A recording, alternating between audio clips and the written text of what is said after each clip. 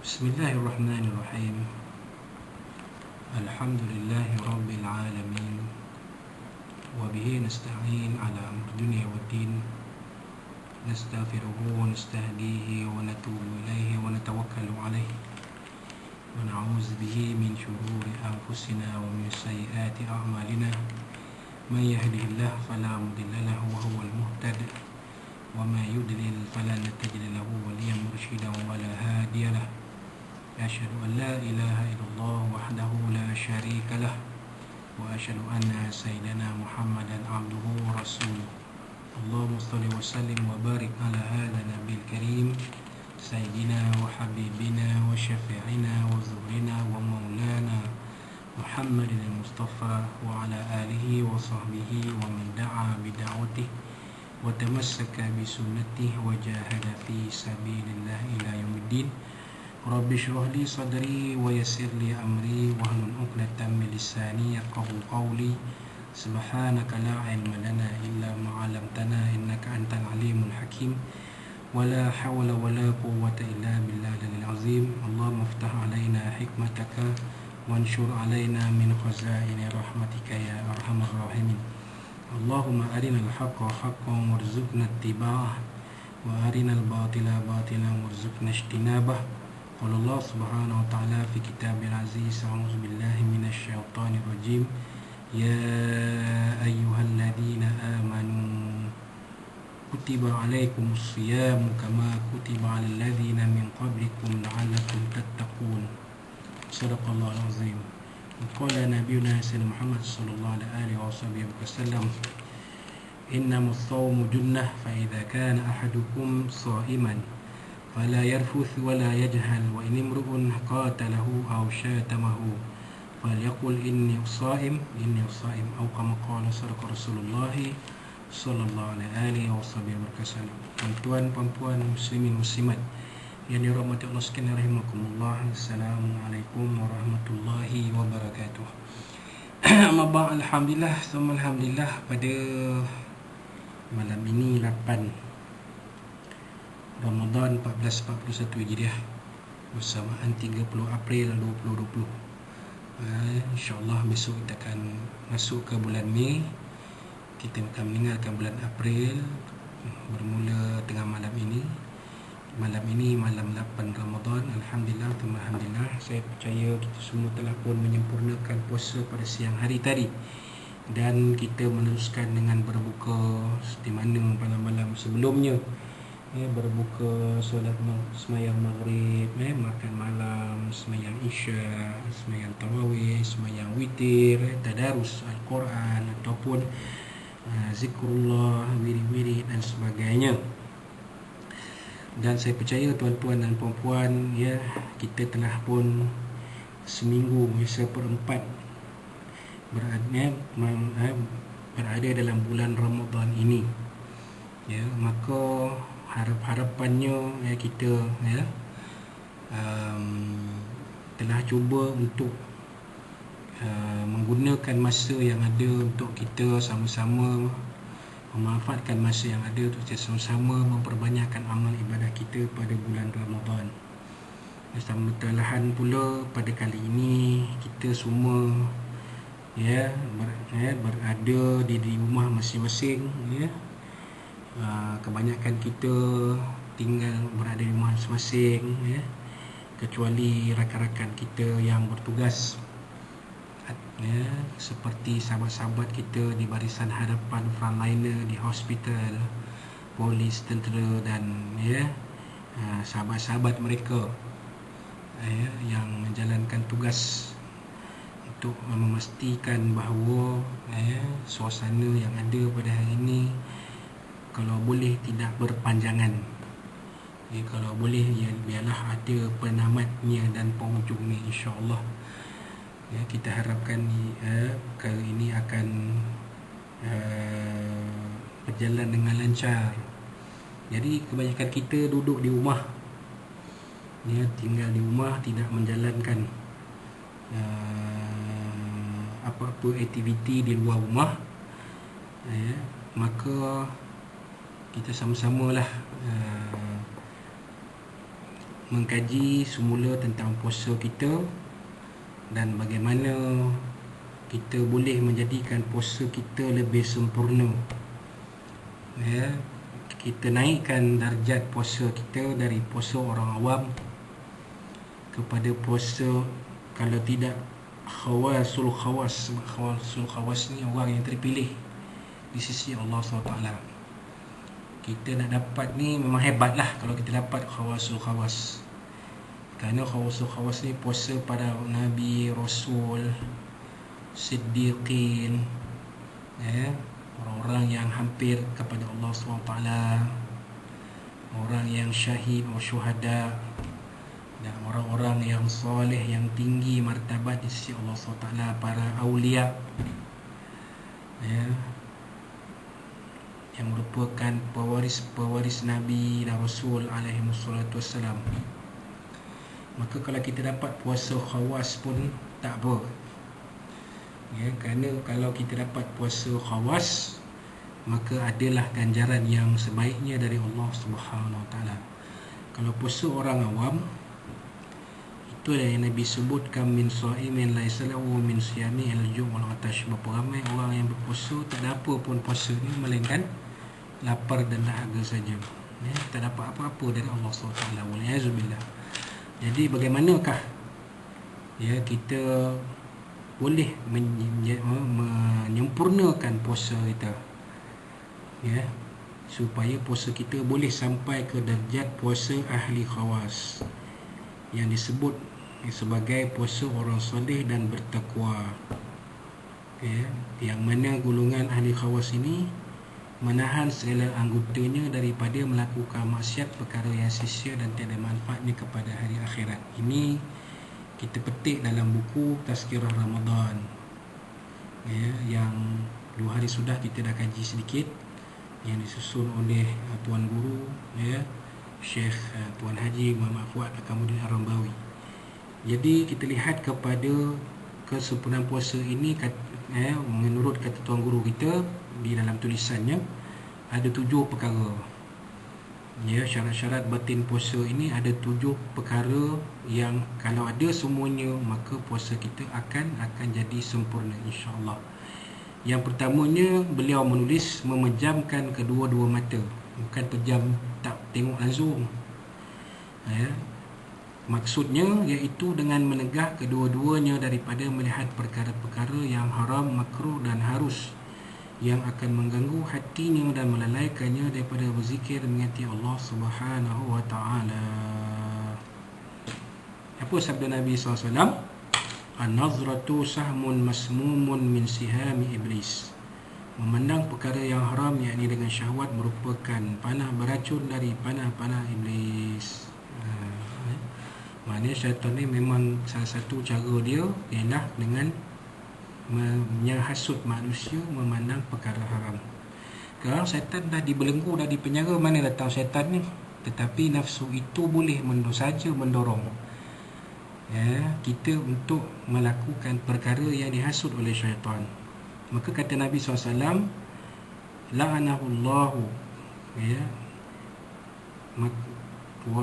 faman tarakaha khaufan minallahi atahullahu imana. Maka siapa yang meninggalkannya kerana takutkan Allah, mestinya akan diberikan takutkan Allah ini ada kerana sifat keimanan pada Allah SWT, yajidu halawatahu fi qalbi, mesti akan diberikan oleh Allah keimanan iman di dalam hatinya. Itu dia pandangan tadi. Tapi ada lagi perkara-perkara lain yang Nabi SAW sebut dalam sebuah hadis yang lain. Khamsun yuftirna as-sa'imal, khamsun yuftirna as-sa'im. 5 perkara yang membatalkan pahala puasa, bukan puasa, pahala puasa. Apa dia tuan-tuan? Yang pertama, al-kadhibu, berdusta. Berdusta, berbohong ni. Bulan puasa pun bohong juga. Kemudian wal ghibah, dan mengumpat. Ni membawang kakak weh. Saya dah pesan dah, bulan puasa tak payah membawang. Tutup WhatsApp group. Kalau ada, jadikan WhatsApp group itu perbincangan tentang ibadah puasa, bukan benda-benda Artis ni gaduh dengan artis tu, ustaz ni gaduh dengan situ, biarlah dia orang gaduh. Kita yang terbabit-babit sekali, kenapa kita yang mengurangkan pada puasa kita, biarkan mereka sambil tahu. Ya, ini dia yang kita katakan mengumpat ataupun membawang tadi. Wan namimah, mengadu domba. Ni tuan-tuan, mengadu domba. Dengan orang ni kata dia ni cucuk kau, dengan sana pula dia ni cucuk kau. Jadi kita mengadu domba, ya, wal iazubillah. Wal yaminul kadhib, bersumpah dengan sumpah yang dusta. Wal iazubillah, ni jelas. Wan nazru bisyahwah, dan memandang dengan syahwat. Ni tuan jaga. Ya, waktu siang lebih baik baca Quran, zikir, baca buku, baca kitab. Tak boleh tidur terus. Saya macam tu, tidur terus apa nak tunggu kan? Namun demikian, ulama fiqh tidak mengkategorikan dalam perkara-perkara yang membatalkan puasa, tapi hanya dikira membatalkan pahala puasa. Okey, jelas di situ. Yang kedua, seseorang yang berpuasa naklah memelihara lidahnya daripada menyebut perkataan yang haram dan sia-sia. Antaranya mengumpat, berdusta, mengadu domba, mengeluarkan perkataan yang keji, berbantah-bantah, bertelingkah, mengeji dan mencaci orang lain, hingga merenggangkan hubungan dan mewujudkan permusuhan. Jaga dalam Facebook. Ya, ni dalam Facebook nak jaga ni. Waktu puasa lah. Ya, kalau boleh kita nak buka Facebook kat malam lah, buka siang lah. Kat siang ni pun nak tengok-tengok juga. Kalau cerita yang boleh jadi seperti mana disebut tadi, elak lah. Tak perlu kita komen, tak perlu kita memberi kenyataan, kerana mungkin ada yang akan terasa tersinggung dan sebagainya.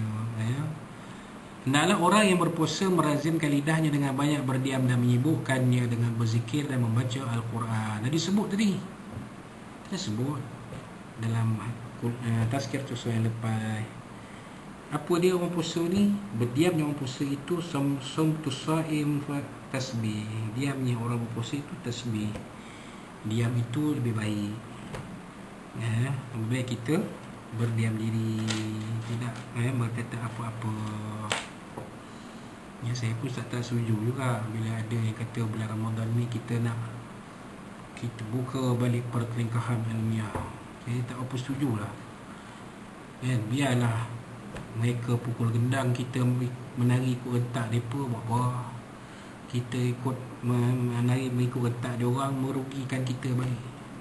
Tak payah, tunggulah habis Ramadan tu tak apa. Ramadan ni kita bulan untuk kita berdamai. Ya, biarlah yang sana dia mungkin hebat kan, mungkin syurga dalam tangan dia boleh tahu macam mana kan. Kita tak payah ikut. Jangan kita terikut-ikut dengan provokasi. Baik kita berdiam diri. Kalau nak cerita tentang hal-hal puasa pada bulan Ramadan, persoalan-persoalan yang timbul dalam bulan Ramadan, yang tu kalau nak jawab boleh. Kerana masyarakat awam sana banyak yang mungkin kurang faham. Contohnya macam solat tarawih, masing-masing tak pernah jadi imam. Tahun ni semua kan jadi imam. Dia tulis tu bertuah imam, jangan cium tangan boleh tidur sebelah lagi. Masya Allah. Dahsyat betul. Dia kata special tahun ni imam tahun ni. Imam tahun ni boleh cium tangan, boleh tidur sekali. Memanglah suami kamu, memanglah boleh kan. Boleh kan, suami kamu jadi imam kepada kamu, boleh lah kan. Bukan imam masjid, imam di rumah kan.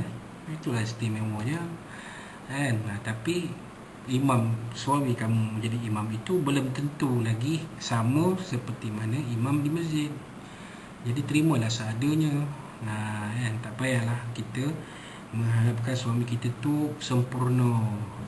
Dia boleh jadi imam macam imam masjid. Suami kita pengetahuan agama dia pun cukup makan untuk diri dia je. Tak boleh tak mampu untuk jadi macam imam di masjid tu. Jadi kita terimalah seadanya. Baik. Kemudian Nabi SAW bersabda, innamas shaumu junnah, bahwasanya puasa merupakan perisai.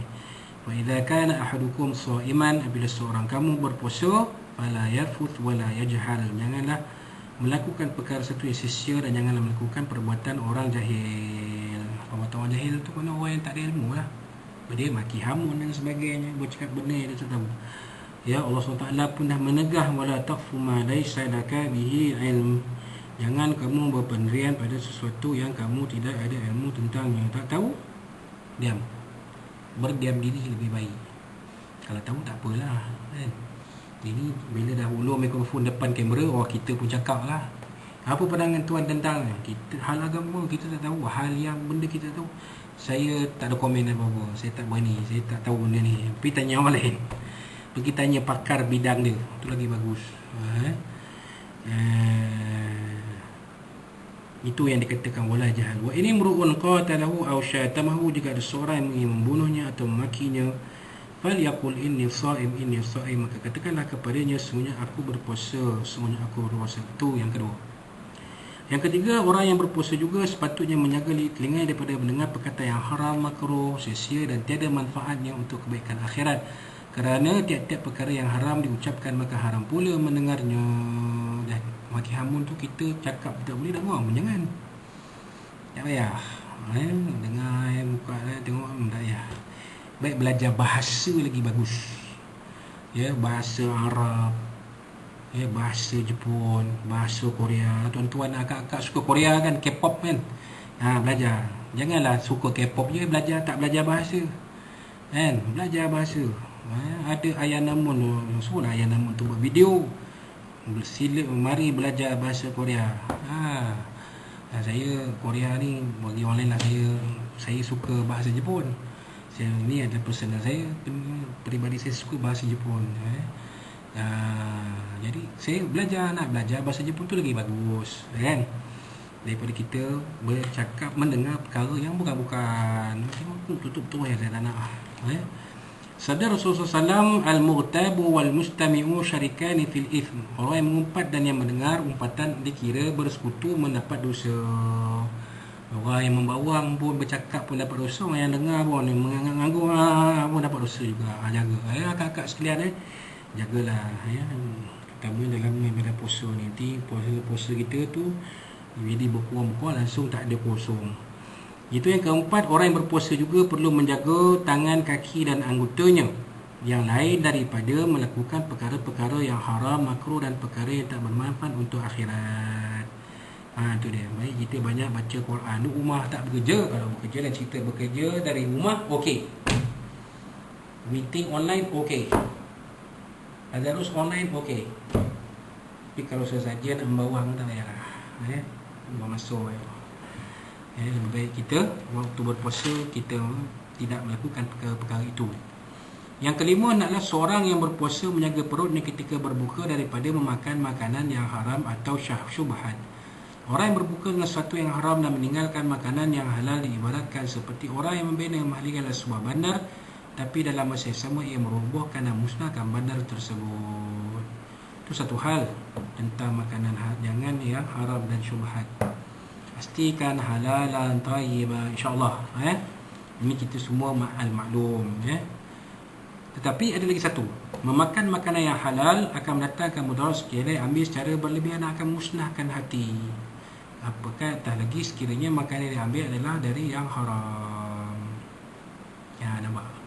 Makan banyak sangat pun tak bagus juga. Sebab itulah kita makan pada bulan puasa ni, pada bulan Ramadan ni, untuk nak tenaga untuk kita mendirikan solat tarawih, menghidupkan malam. Payah all out lah, biasa-biasa je. Air tu kena banyak. Sekurang-kurang sebaik-baiknya 1 liter air sehari. Tu memang tak dapat tidak. Kerana pada siang kita berpuasa, kita tak mengambil setitik air pun. Jadi kita perlu pada waktu malam, pada waktu sahur khususnya, mengambil air yang cukup. Waktu berbuka mengambil air yang cukup. InsyaAllah. Baik. Tidak memudaratkan sekiranya malah akan mendatangkan manfaat kepada hati. Sungguhnya makan makanan yang haram akan membinasakan agama. Itu dia tuan-tuan. Wallahu a'lam. Itu yang kelima. Ini saya potong. Yang keenam, Naklah orang yang berpuasa tidak terlalu memenuhkan perutnya dengan makanan yang halal ketika berbuka, kerana Rasulullah SAW bersabda, ma mala abnu adam wi'aan syarran min batnihi, atau kama qala Rasulullah SAW. Mafhumnya, tak mulia anak Adam suatu tempat yang buruk daripada memenuhi perutnya dengan sesuatu yang halal. Itu dia. Maknanya kita makan tu pada-pada lah, ya, dia terlalu banyak. Mujurlah tahun ni bazar Ramadan tak ada. Kalau tidak, saya tak tahulah. Pergi tengok 20 gerai, 20 makanan kat gerai tu nak beli balik. Makan tak banyak mana, maka berlaku pembaziran, kan? Sekarang ni tak ada lah, pandai-pandai lah makan tu untuk keperluan sahaja. Ya. Baik, penulis pengarang kitab ni menulis, antaranya saya ambil sikit. Perlu diingati bahawa puasa sedemikian tiada faedah hanya kerana kemudian berpuasa adalah untuk mengusungkan perut, menghancurkan hawa nafsu dan menguatkan jiwa kepada ketakwaan.